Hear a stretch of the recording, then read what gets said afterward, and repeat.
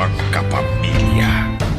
DZFM Radyo Patrol sa Isleta, una sa balita at una sa paglilingkod.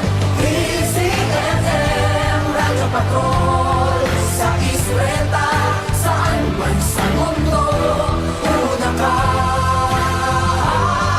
Pilipino.